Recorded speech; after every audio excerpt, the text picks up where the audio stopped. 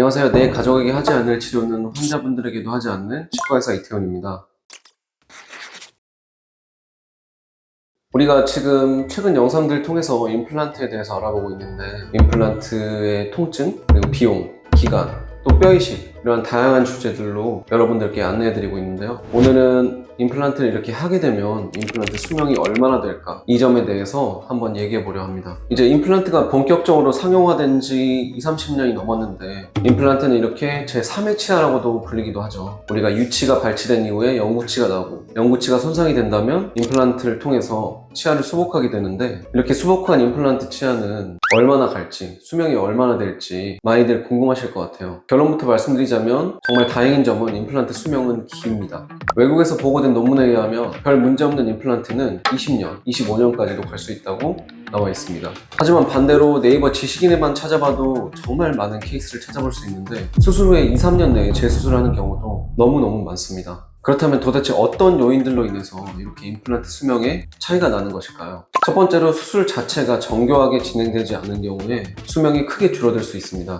임플란트 수술은 초고도의 집중력이 필요한 수술인데, 이는 식립 각도가 1도라도 틀어지면 안 되고, 식립 위치에 오차가 1mm가 있어도 안 됩니다. 또한 깊이도 오차가 존재하면 안 되는데, 고작 몇 미리 정도 오차가 있다고 해서 큰일이 날까요? 라고 생각하실 수 있습니다. 하지만 이렇게 생각하시는 것은 너무 아니라는 생각입니다. 만약 올바른 각도와 위치에 식립하지 못한다면 보철물을 올릴 때, 즉 나중에 치아의 머리, 크라운을 올릴 때 교합이 불균형이 일어날 수도 있고, 또 보철물의 형태가 이상하게 나와서 음식물이 심하게 낀다든지 임플란트 주위염이 찾아올 수 있습니다. 이러한 임플란트 주위염은 임플란트를 식립한 주위 잇몸뼈의 소실이 정말 쉽게 찾아오게 됩니다. 임플란트의 수명을 결정짓는 대전제, 첫 번째는 수술을 잘 하는 것이 가장 중요합니다. 물론 수술이 항상 원하는 대로 퍼펙트하게, 완벽하게 될 수는 없습니다. 뼈의 상태, 잇몸의 형태, 그리고 환자의 협조도, 이러한 모든 것들이 아우러져서 수술 당일 결과를 확정짓게 되는데요. 물론 수술이 완벽하게 되지 않았더라도 커스텀 어버트먼트, 즉 기성지대주가 아닌 맞춤형 지대주를 통해서 어느 정도 보상받을 수 있지만,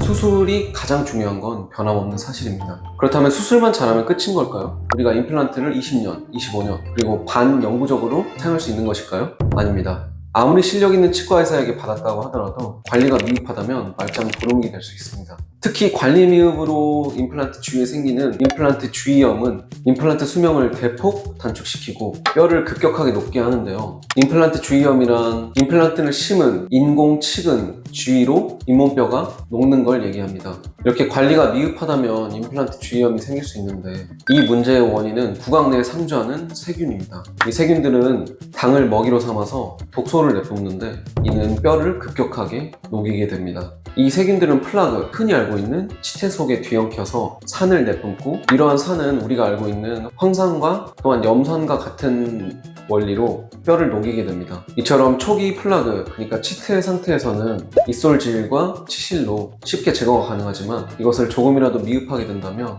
이것은 곧 칼큘러스, 즉 치석으로 변하여 잘 제거가 되지 않고, 이것이 임플란트 주위에 붙는다면 해당 부위의 잇몸뼈가 녹게 됩니다.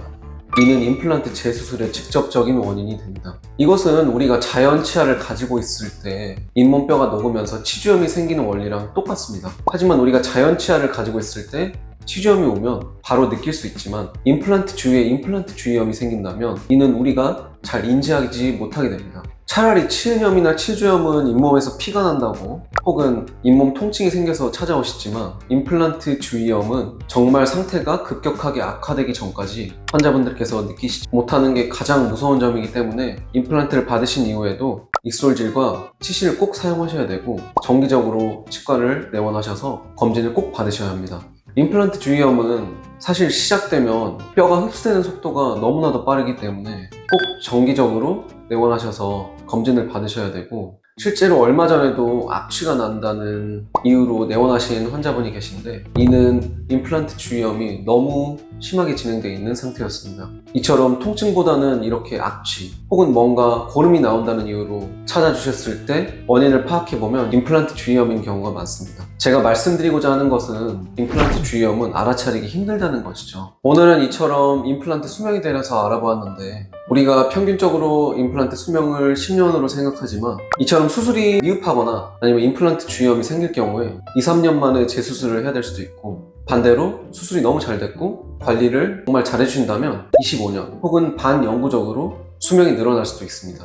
임플란트가 사실 고가의 치료이다 보니 수명에 대해서 굉장히 궁금하시고 염려가 많으실 텐데, 임플란트를 한번 하시고 길게 쓰시려면 무엇보다도 수술을 잘하는 치과를 찾으시는 게 가장 중요하고, 또 임플란트 주위염을 방지하기 위해서 정기적인 내원, 그리고 관리, 치실, 입솔질 이러한 것들을 신경 쓰신다면 임플란트를 오래오래 사용하실 수 있게 될 겁니다. 혹여나 임플란트 수명에 관련하여 궁금하신 점이 있으시다면 바로 유튜브 댓글로 달아주시면 답변 드리겠습니다. 감사합니다.